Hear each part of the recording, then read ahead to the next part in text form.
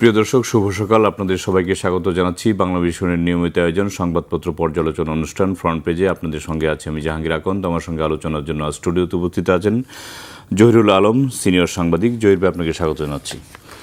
দর্শক, আলোচনা যাওয়ার আগে আজকের দৈনিকের প্রধান শিরোনামগুলো একটু দেখে নিতে চাই। আমার হাতে আছে প্রথমেই দৈনিক প্রথম আলো।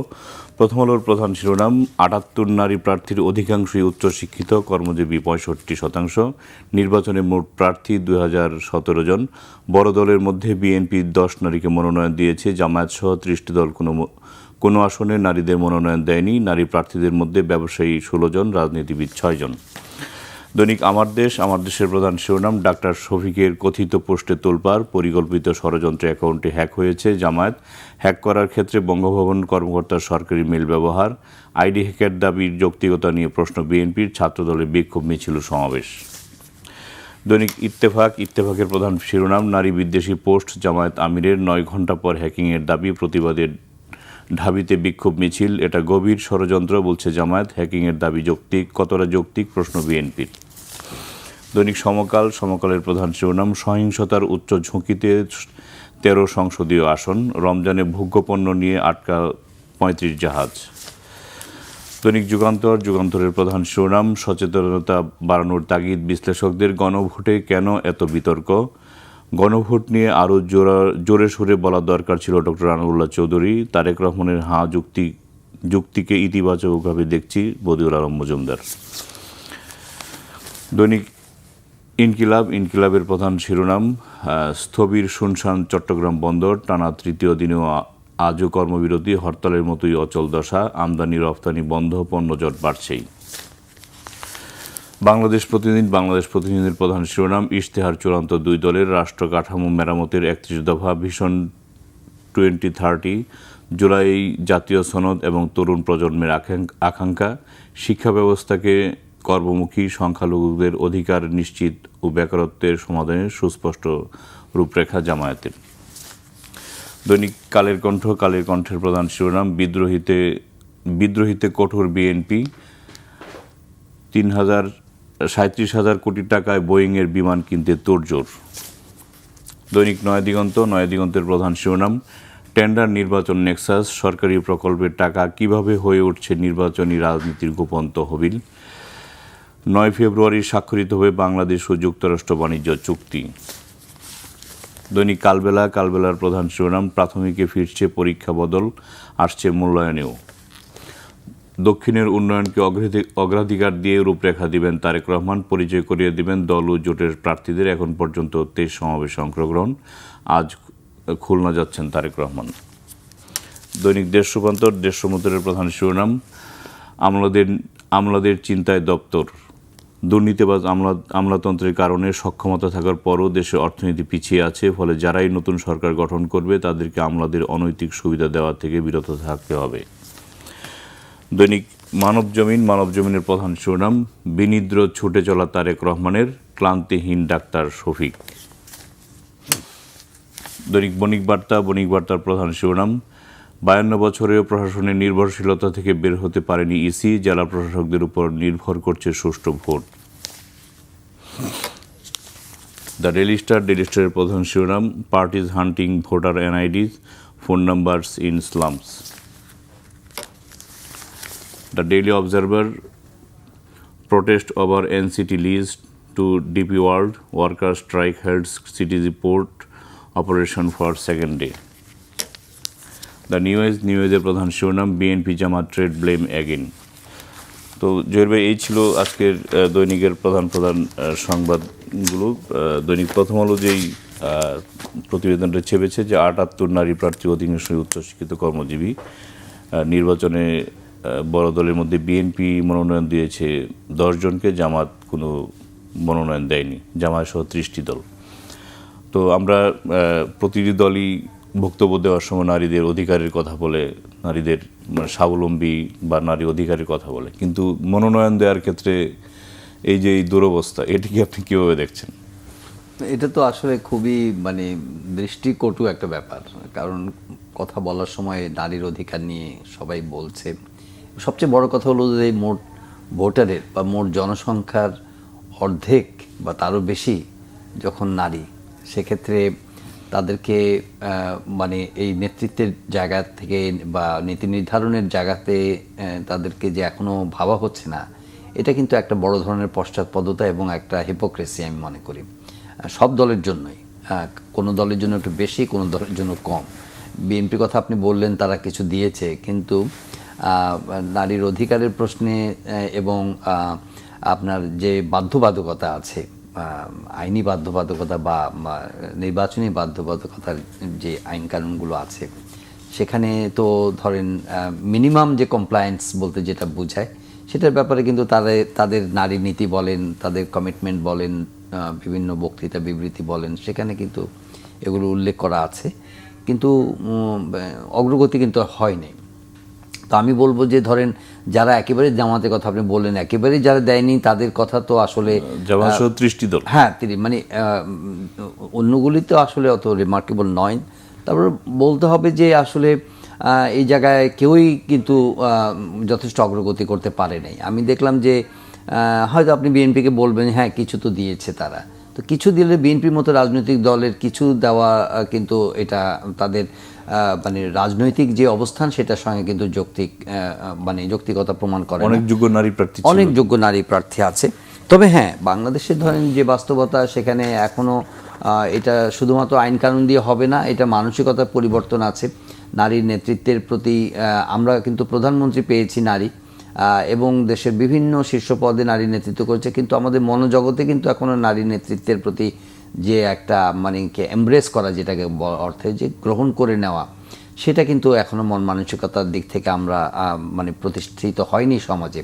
তা আপনি দেখেন যে জামাত ইসলামীর কথা যদি বলেন, রিসেন্টলি ওনাকে জিজ্ঞেস করেছিল আল জাজিরাতে একটা ইন্টারভিউতে, আমরা দেখলাম যে জামাতের আমিরকে জিজ্ঞেস করা হয়েছিল, ইভেন তাদের যে পলিসি ডায়ালগ হয়েছিল একটা, সেখানেও আমি ডক্টর দিলারা চৌধুরীকে সরাসরি প্রশ্ন করতে শুনেছি। জনাব ডক্টর সৈয়দ আবদুল্লাহ মোহাম্মদ তাহের, উনি এই প্রশ্নের উত্তর দিচ্ছিলেন। উনি বলছেন যে হ্যাঁ, আমরা আগামী দিনের জন্য এটা প্ল্যান করছি, হ্যাঁ দিব, কিন্তু একজনও প্রার্থী থাকবে না। এবং এটা আসলে মনোজগতের মধ্যেই তাদের এখনো স্থির করতে পারে নাই যে এই ধরনের সংসদীয় আসনে কোনো নারী প্রার্থীকে তারা বাছাই করবে। আল জাজিরার ইন্টারভিউতে কিন্তু জামাতের আমির ডক্টর শফিকুর রহমানও বলেছেন উই আর প্রিপেয়ারিং, মানে কী প্রিপারেশন ওনারা নিচ্ছেন সেটা আসলে এখনো পরিষ্কার নয়। সেই জন্য একজন প্রার্থীও তাদের মানে বিবেচনার মধ্যে আসবে না বা তারা চিন্তা করবে না, তাহলে আগামী দিনে তাদের আসলে পলিসিটা কি, এটা তো পরিষ্কার। হ্যাঁ, বিএনপি বেলাও আমি বলবো, এবং এই ট্র্যাডিশনালি যে কোনো রাজনৈতিক দল তারা নারীদেরকে মানে এগিয়ে আনার ক্ষেত্রে তাদের আসলে, তারা যদি না আগায় তাহলে মানে এই মূল স্রোতটাকে আপনি কাজে বলেন, নীতি নির্ধারণে বলেন, নেতৃত্বে বলেন, কিংবা প্রোডাক্টিভিটিতে বলেন, অথচ নারীরা তো ধরেন আপনার আমাদের আরএমজি সেক্টরের কথা যদি ধরি, সেখানে যে উৎপাদনশীলতার একটা সিংহভাগ অবদান কিন্তু নারী।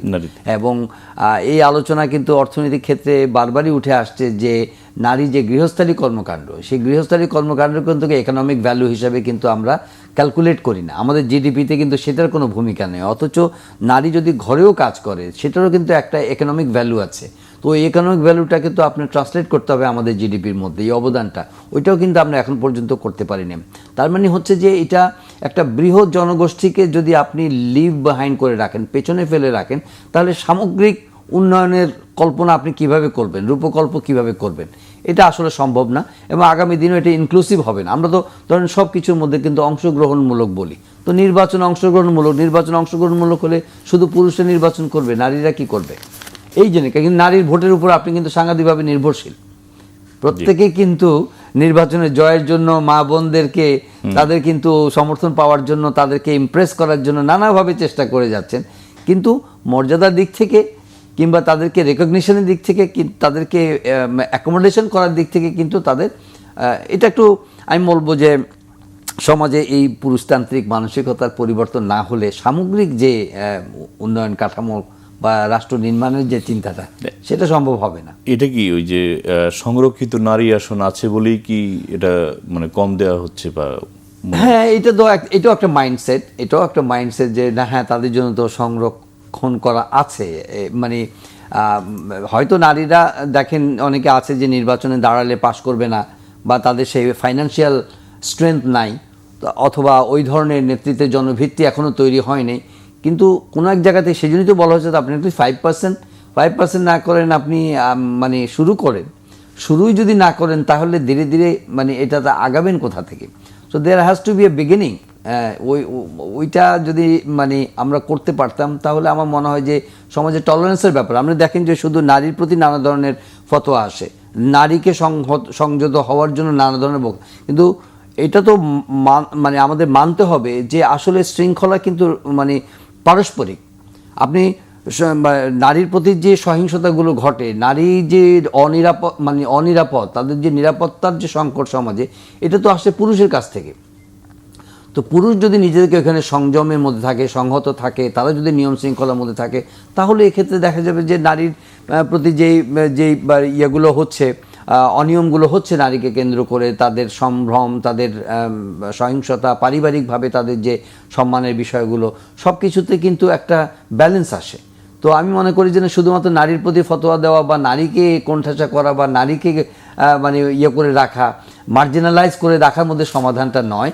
আমাদের পুরুষদের করে সিস্টেমের মধ্যে একটা অ্যাকাউন্টেবিলিটির মধ্যে আসতে হবে, যাতে করে দুই পক্ষে, হ্যাঁ এটা সমালোচনা আছে যে সমান অধিকার হলে তাহলে সব জায়গার মধ্যে সমানে হতে হবে, নারী কেন প্রিভিলেজ হবে? কিন্তু তারা তো অলরেডি পিছিয়ে পড়া।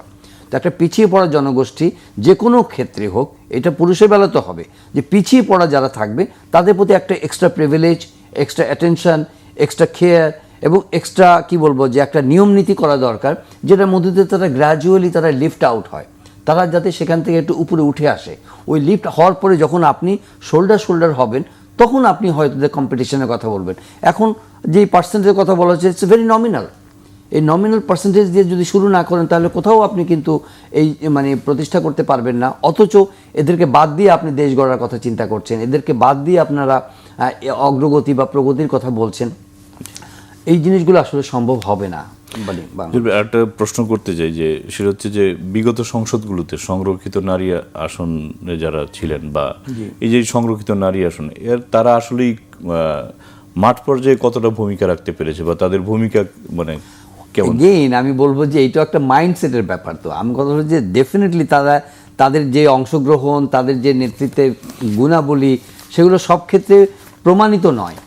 আপনি সুযোগ না দিলে প্রমাণ করবেন কিভাবে? সেটা তো এক জায়গা থেকে শুরু করলে, প্র্যাকটিস করলে, ধরেন যে আপনি যারা খেলার মাঠে ভালো করে, ওয়ার্ল্ড চ্যাম্পিয়ন, আমরা বাংলাদেশে আমরা কি ওয়ার্ল্ড কাপ খেলি?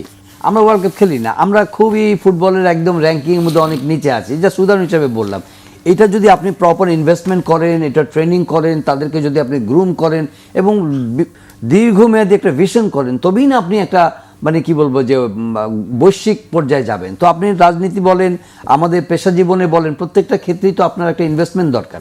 একটা গাছ যদি আপনি রোপণ করেন, তো সেখানে আপনাকে প্রপার ফার্টিলাইজিং করতে হবে, ওয়াটারিং করতে হবে, সানশাইন করতে হবে, তবেই না গাছটা মানে আপনার বড় হয়ে উঠবে। তো নারীর বেলাও তো তাই।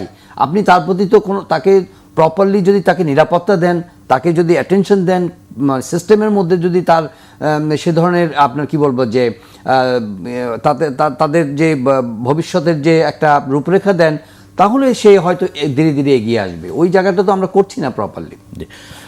আমাদের সব পত্রিকায় আসছে যে ডাক্তার শফিকুর রহমান জামায়াতের আমির, তার এক্স অ্যাকাউন্ট হ্যাক হয়েছে এবং জামাত বলছে এটা পরিকল্পিত ষড়যন্ত্রে অ্যাকাউন্টে হ্যাক হয়েছে। এবং হ্যাক করার ক্ষেত্রে বঙ্গভবন কর্মকর্তার সরকারি মেইল ব্যবহার করা হয়েছে এবং আইডি হ্যাকের দাবির যৌক্তিকতা নিয়ে প্রশ্ন তুলেছে বিএনপি। ছাত্রদল বিক্ষোভ মিছিল সমাবেশ করেছে। তো এই বিষয়ে আপনার মন্তব্য শুনতে চাই। এটা আসলে এই সময়ে সবচেয়ে আলোচিত একটা বিষয়, কোনো সন্দেহ নেই। কিন্তু মানে যেহেতু নির্বাচনকে কেন্দ্র করে নানা ধরনের প্রচার থাকবে, দুই ধরনের বক্তব্যই আমাদের সামনে আছে। রাজনৈতিক প্রতিপক্ষ হিসাবে অবশ্যই বিএনপির পক্ষ থেকে যেভাবে তারা এটাকে ক্যাপিটালাইজ করার চেষ্টা করছেন, সেটা স্বাভাবিক। নির্বাচনের মাঠে এখন প্রবল প্রতিদ্বন্দ্বিতা, সুতরাং এটাকে রাজনৈতিকভাবে ক্যাশ করার জন্য তো তারা চেষ্টা করবে, সে নিয়ে কোনো মানে এটা স্বাভাবিক একটা মানে ঘটনা। কিন্তু দেখতে হবে যে ওনারা এটাকে দাবি করেছেন যে এটা হ্যাক হয়েছে, আবার এটার সঙ্গে সঙ্গে কিছু প্রশ্ন উত্থাপিত হয়েছে। আপনি কিছু শিরোনামের কথা বলে, যেমন ইত্তেফাকের শিরোনামে বলা হয়েছে যে 9 ঘন্টা পর যে হ্যাক হওয়ার দাবি করা হয়েছে। তো তো এই বিষয়গুলোতে আমার মনে হয় যে বেশ কিছু সেন্সিটিভ মন্তব্য এবং দৃষ্টিভঙ্গির প্রকাশ ঘটেছে এই এখন জামাত আসলে যেটা দাবি করেছে সেটাকে সুপ্রতিষ্ঠিত করার ব্যাপার আছে, মানে বিশ্বাসযোগ্য হয়ে উঠতে হবে তাদের এই দাবিটা। এই প্রশ্নগুলো যে তাহলে পত্রপত্রিকায় বা জনমনে যেই বিভ্রান্তিটা তৈরি হয়েছে সেই বিভ্রান্তিটা আমার মনে হয় যে বিয়ন্ড অফ এনি ডাউট এটাকে প্রমাণ করতে হবে যে না আসলে এটা তাদের অবস্থান নয়, 1 নম্বর। 2 নম্বর কথা হচ্ছে যে নারীর বিষয়ে একটু ধোঁয়াশা এবং বিভ্রান্তি কিন্তু আছে। জামাতের অবস্থান তারা যদি এটাকে মানে মনে করে যে না এটাকে ওয়াশ আউট করে দেয় যে না এই ধরনের কোনো অবস্থান জামাতের নাই, তাহলে এগুলো ক্লিয়ার স্টেটমেন্টের মাধ্যমে আসতে হবে। এগুলো নেতৃত্বের বিষয়ে কিন্তু একটু আগে আমরা আলাপ করছিলাম, সেখানেও কিন্তু জামাতের পরিষ্কার কোনো অবস্থান নেই। তারপরে কর্মজীবী নারীদের ব্যাপারে তার মানে অনেক বিষয়ে কিন্তু মানুষের মধ্যে এক ধরনের শঙ্কা আছে যে নারী কেন্দ্রিক নীতিটা জামাত ইসলামের কেমন হবে সেটা হয়তো কেউ যদি তাদেরকে এখন ট্র্যাপ করার জন্য যদি হ্যাক করেও থাকে, তবুও তো এই জায়গার মধ্যে তাদের অবস্থানটাকে আরও সুস্পষ্ট করা দরকার। হ্যাঁ, কিছুটা বিভ্রান্তি কিন্তু আছে জামাতের নারী নীতি নিয়ে, এবং এটা পারসেপশন বলেন বা কিছু বাস্তবতাও বলেন, রিসেন্ট কিছু ঘটনাও যেগুলো ঘটেছে সেগুলো সব কিছু মিলিয়ে কিন্তু আমি মনে করি যে একটা বড় রাজনৈতিক দল নির্বাচনে তারা একটা বড় ফ্যাক্টর হিসেবে এখন কিন্তু আবির্ভূত হয়েছে, তারা মাঠ চষে বেড়াচ্ছে। সুতরাং সেক্ষেত্রে দেশের অর্ধেক মানে মানে মানে ভোটারদের অর্ধেক হচ্ছে নারী। এই বিষয়ে কিন্তু জামাত ইসলামী শুধু হ্যাক হয়েছে এটা দাবি করে ক্ষান্ত হলে চলবে না, বিকজ তাদের প্রিভিয়াস স্টেটমেন্টের সঙ্গে এই স্টেটমেন্টের হয়তো একটা বড় ধরনের একটা আছে, যে টার্মগুলো ব্যবহার হয়েছে, যে আপত্তিকর কিছু শব্দ ব্যবহার হয়েছে, এটা তারা ডিজোন করছেন, হুইচ ইজ ডেফিনেটলি তারা তাদের রাজনৈতিক অবস্থান ব্যাখ্যা করেছেন। কিন্তু জেনারেলি মানুষকে আরেকটু কনভিন্স করতে হবে যে না আসলে জামাতের অবস্থানটা কি, এটা নিয়ে আমার মনে হয় যে বিভ্রান্তিটা কিন্তু পুরোপুরি কাটে নাই। জি, আমার দেশ আরেকটা শিরোনাম করেছে যে নির্বাচনের আগে সাইবার হামলার উচ্চ ঝুঁকি, কতটা প্রস্তুত সরকার? বিষয়টি নিয়ে তো সচেতন হওয়া জরুরি, কি বলেন? এটা তো ধরেন সবসময় এই সাইবার হামলার ঝুঁকি আছে। যেমন এটাও যদি ধরেন আমি যদি ধরে নেই যে তর্কের খাতিরে যে এটা হ্যাক হয়েছে, তো এটাও তো এক ধরনের একটা সাইবার হামলা হয়েছে, তাই না? একটা নির্বাচনের ফলাফল বা রাজনৈতিক দলের অবস্থানকে নানাভাবে কিন্তু মানে নাড়িয়ে দিতে পারে। সুতরাং এই ধরনের যে কেউ এটার ভিকটিম হতে পারে। এমনকি ধরেন যে আপনার ভোটিং প্যাটার্ন এবং ভোটিং মানে কি বলে যে কাউন্টিংয়ের পরে সেটাকে অ্যানাউন্সমেন্ট, মানে এখানে কিন্তু ধরেন সুষ্ঠু স্বচ্ছ এবং ভোটের নিশ্চয়তা কিন্তু আমাদের দেশে এখন পর্যন্ত কিন্তু আমরা মানে সুনিশ্চিতভাবে বলতে পারি না। হ্যাঁ, এখনও কিন্তু মানুষ ধরেন যে ভোট হবে, কিন্তু ভোট হলো ম্যানিপুলেশন করার কোনো সুযোগ আছে কি না, কীভাবে এটা মানে, এবং পার্টিগুলি কিন্তু বলছে যে কেউ বলছে তাহাজ্জুদের নামাজ পড়েই বা চলে যাবেন, ফজরের নামাজ পড়েই ভোট কেন্দ্রে করবেন। তো ভোটাররা মানে আপনার সমর্থকরা গিয়ে ফাইট করে কি ভোটের নিরাপত্তা বা স্বচ্ছতা রক্ষা করতে পারবেন, নাকি সিস্টেম আপনাকে এনশিওর করতে হবে, তাই না? এখানে তো আপনি লাঠিয়াল নন যে আপনি ভোট দিতে যাবেন নিরাপদ পরিবেশে, শান্তিপূর্ণ পরিবেশে যে আপনি আপনার ভোট করবেন। এখন আগে থেকে যদি বলেন যে না পাহারা দিবেন, শেষ পর্যন্ত ভোট গণনা না করে ছাড়বেন না, আসবেন না, তার মানে প্রত্যেকের মধ্যে একটা শঙ্কা আছে ভোটিং প্যাটার্ন নিয়ে, এবং মানে কি কেন্দ্র দখল, জাল ভোট, তারপরে হচ্ছে গিয়ে নানা ধরনের সহিংস আচরণ। তো এই বিষয়গুলো তো আছে। সেই সঙ্গেই ধরেন আপনার সাইবার অ্যাটাকে যেটা কথা বললেন, এটা যে কোনো সময় কিন্তু আপনি ধরেন একটা অপপ্রচার, একটা গুজব, একটা অপতথ্য কিন্তু স্পার্ক করতে পারে। এই স্পার্কটা নির্বাচনী পরিবেশকে সাংঘাতিকভাবে কিন্তু বিপর্যস্ত করে এবং ক্ষতিগ্রস্ত করে দিতে পারে। সেক্ষেত্রে নির্বাচন কমিশন ডেফিনেটলি তাদের প্রস্তুতি রাখা উচিত, হয়তো আছেও। আমার মনে হয় যে এখানে একটা মানে মাঠের নিরাপত্তার ক্ষেত্রে তারা হয়তো সিসি ক্যামেরা, আইন মানে বডি অন ক্যামেরা, তারপরে আইন প্রয়োগকারী সংস্থার যেগুলো ফিজিক্যাল ডেপ্লয়মেন্ট আছে, এটার সঙ্গে সঙ্গে সাইবার ঝুঁকি এড়ানোর জন্য আমার মনে হয় যে ধরনের প্রস্তুতি নেওয়া দরকার, টেকনোলজি বলেন, এক্সপার্টদের সাপোর্ট বলেন, সেই ধরনের একটা পুল রেখে তাদের সঙ্গে কথা বলে, এটা বড় ধরনের কিন্তু একটা ঝুঁকি আছে, ডেফিনেটলি এটা অস্বীকার করা যাবে না। জি, মানবজমিন লিখেছে বিনিদ্র ছুটে চলা তারেক রহমানের ক্লান্তিহীন ডাক্তার শফিক। মানে দুই দলের দুই প্রধানই সারা দেশ চষে বেড়াচ্ছেন এবং দিনরাত পরিশ্রম করে যাচ্ছেন, জনসভা করছেন। তো এই বিষয়ে আপনার মন্তব্য শুনতে চাই। না, এটা তো আসলে খুবই ইন্টারেস্টিং একটা সময় যাচ্ছে। আমরা দুই নেতাকেই দেখছি, যেমন তারেক রহমান মনে হয় যে 10 দিনে 23টার কথা বলা হয়েছে, মানে 23টা জনসভা এবং পথসভা করেছেন, এবং দেখা যাচ্ছে যে যেখানেই তিনি যাচ্ছেন সেখানেই জনস্রোত, জনতার ঢল। এবং একটা জিনিস লক্ষ্য করেছি, এবং এই রিপোর্টেও কিন্তু আছে, যে আপনার তার প্রচারণার ঢংটা কিন্তু একটু ডিফারেন্ট, একটু ভিন্ন ধরনের। উনি কখনো ডেকে নিচ্ছেন, কখনো নিজে নামছেন, তাদের সঙ্গে কথা বলছেন, এবং ইনফর্মাল, তার অ্যাপ্রোচটা ইনফর্মাল। এবং উনি অনেক যে ভিশনগুলো দেখছেন মানে কল্পনা করছেন দেশের জন্য, ভবিষ্যতের জন্য, সেগুলো খুব সহজ ভাষায় সাধারণ মানুষের কাছে তুলে ধরার জন্য সে কথাগুলো বলছেন। এই যে মঞ্চে ডায়াসে দাঁড়িয়ে তিনি বক্তৃতা দিচ্ছেন না, ট্র্যাডিশনাল অবস্থা নেই। একই রকম ভাবে কিন্তু দেখবেন যে জামাতের আমিরও কিন্তু যথেষ্ট ভাইব্রেন্ট। উনি অগাস্টে ওনার বাইপাস হয়েছে, কিন্তু তারপরে কিছুদিন রেস্ট নেওয়ার পরে আমি তো মনে করি যে যেন উনি যথেষ্ট তারুণ্যের পরিচয় দিচ্ছেন। মানে উনিও ছুটে বেড়াচ্ছেন, সারা দেশে ছুটে বেড়াচ্ছেন, প্রচুর জনসভা, প্রচুর কথা বলতে হচ্ছে। এবং সমাবেশগুলিতে কিন্তু দেখেন দুই পক্ষই কিন্তু প্রচুর কি বলবো যে জনসমাগম ঘটাচ্ছেন কিন্তু। সুতরাং বলতে হবে যে না, এটা তাদের জন্য একটা পিক টাইম। সামনে হয়তো 9 তারিখ পর্যন্ত তারা এই প্রচারণা করবেন। এটা একটা মানে আসলে দ্বিপক্ষীয় একটা ফাইট। সুতরাং এই লড়াইয়ের মধ্যে তারা প্রতিশ্রুতি দিচ্ছেন, মানে ভোটারদেরকে আকৃষ্ট করার জন্য নানা ধরনের কথা বলছেন। ডেফিনেটলি আমি বলবো যে তাদের সামর্থ্য অনুযায়ী তারা মানে একেবারে মানে সর্বোচ্চটা দেওয়ার চেষ্টা করছেন ভোটারদেরকে করার জন্য। সুতরাং এটা স্বাভাবিকই, তো নির্বাচন যেহেতু একদমই দরজায় কড়া নাড়ছে, সুতরাং এই সময়টাই তো তাদের ভোটারদের কাছাকাছি পৌঁছানোর কথা, তো সেটাই তারা করছেন।